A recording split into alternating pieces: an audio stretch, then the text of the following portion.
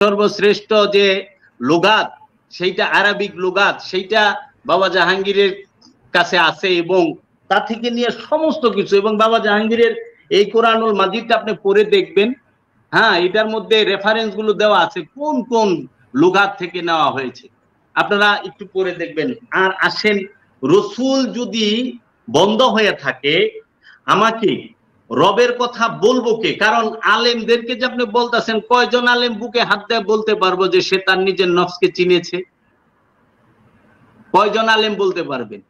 আপনি আলেমের কথা যে তফসির গুলোর কথা বলছেন, আপনি 5টা তফসির নেন, আমি কোরআনের 17টা অনুবাদ এখনো পড়তেছি এবং পড়ছি আপনি কতটি দেখবেন যে তাদের মিল নাই, হুবহু নাই, তাদের এই 17 জনের মতই মিল নাই।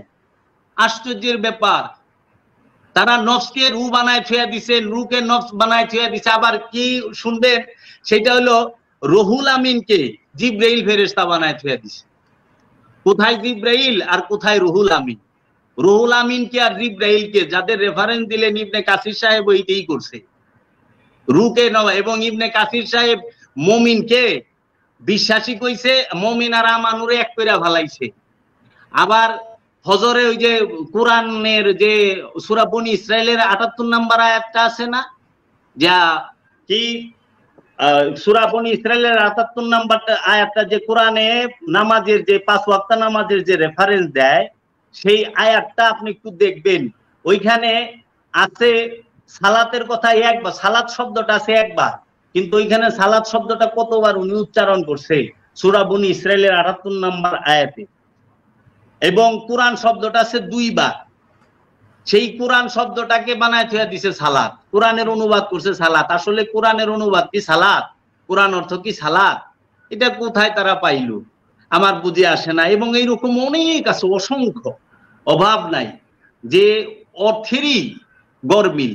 এর জন্য আপনি 5টা থেকে 7টা অনুবাদ দেন এবং দর্শক যারা আছে তাদেরকে আমন্ত্রণ জানাবো, আপনারা শুধু বেশি না জানার জন্য 5টা থেকে 7টা কোরআনের অনুবাদ নিবেন, বাবা জাহাঙ্গীরেরটাও নিবেন, নিয়ে একসাথে বৈশা খালি মিলাইবেন যে একটা আয়াতের কত রকম অর্থ। যেরকম কোরআনে আছে কুল হুয়াল্লাহু আহাদ, আপনি যে এত বড় আলেম, এত আরবি জানেন, এত করলেন, এইটা তো জীবনে আপনারা কোনোদিন প্রতিবাদ করলেন না যে সূরা ইখলাসের প্রথম আয়াতটা কুল হুয়াল্লাহু আহাদ, এটার অর্থ হচ্ছে বলুন, কুল বলে দিন, আল্লাহু আহাদ, আল্লাহ হচ্ছে অখণ্ড, অদ্বিতীয়, একক, স্বয়ং ভূসত্তা। আল্লাহ হচ্ছে একক, আপনারা কইরা দিয়েছেন বলো আল্লাহ এক। একের আরবি হলো ওয়াহেদ আর এককের আরবি হলো আহাদ। যারা ওয়াহেদ আর আহাদের পার্থক্য বুঝে না তারা অনেক বড় বড় রেফারেন্স ওয়ালা হয়ে গেল, আমার মাথায় ধরে না। আর এখানে এই বিষয়টা এর জন্য বলি, যারা রু নফসের পার্থক্য বুঝে না, যারা নফসের মৃত্যুর কথা আল্লাহ কোরআনে বলছে, অসংখ্য নফস সম্পর্কে অসংখ্য আয়াত আছে। কত আয়াত চান আপনি দেখবেন নফসের ব্যাপারে? কারণ নফস নফস ঘুমায়, নফস খায়, নফস জন্ম নেয়, নফস জন্ম দেয়, নফস সে অপবিত্র হয়, নফস সে খান্নাত যুক্ত হয়। কোরআন এক জায়গায় আছে যে রু ঘুমায়, রু খায়, রু জন্ম দেয়, রু জন্ম নেয়, রু মরে, কিংবা রু। লক্ষ্য করেন সেটা হচ্ছে যে আপনাদের আলোচ্য বিষয় থেকে যদি আপনি বের হয়ে যান, তারও কিন্তু কথা থেকে যাবে, বলতে যাবে। যদি আলোচনা সাবজেক্ট যদি বলেন, ওই যে ভাইজান আমাকে প্রশ্ন করছে তো সেই জন্য বললাম যে রু সম্পর্কে কথা বলতে, তো এই জন্য।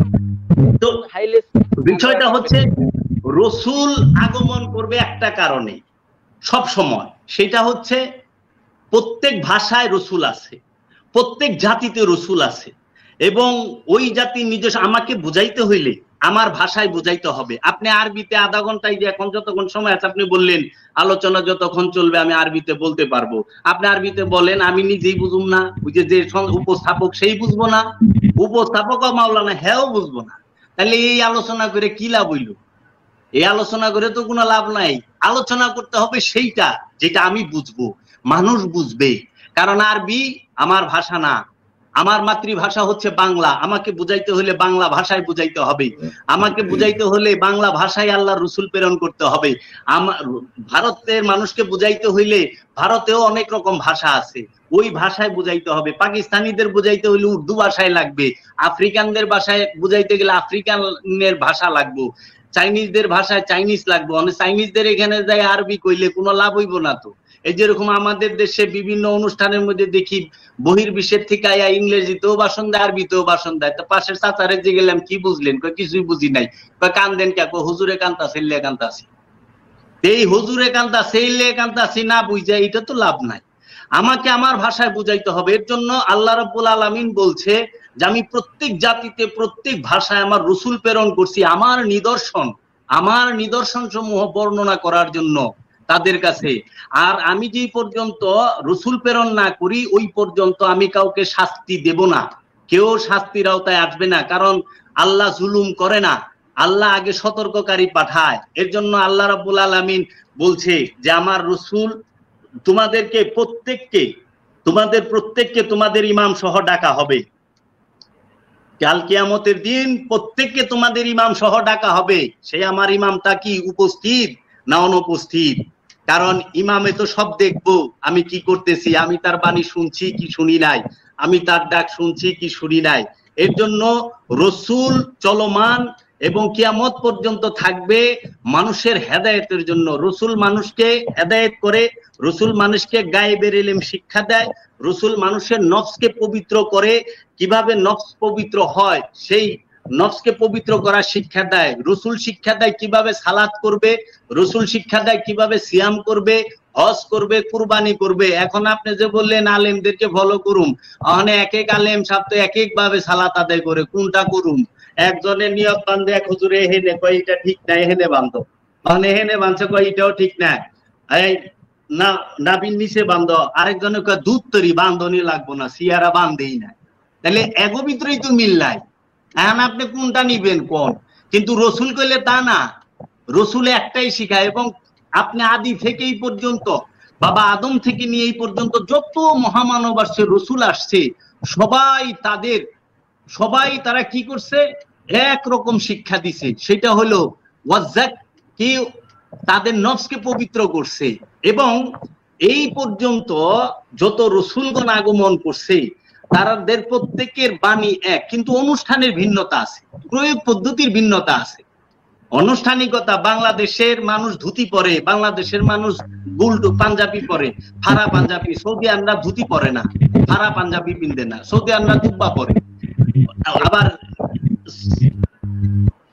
আপনি আপনার আলোচনা করেছেন, আমার মনে হয় যে দুজনেই আপনাদের আলোচনার মেইন থিম যেটা ছিল আপনারা বলেছেন।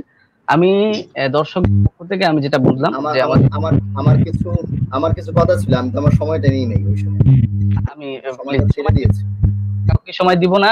আমি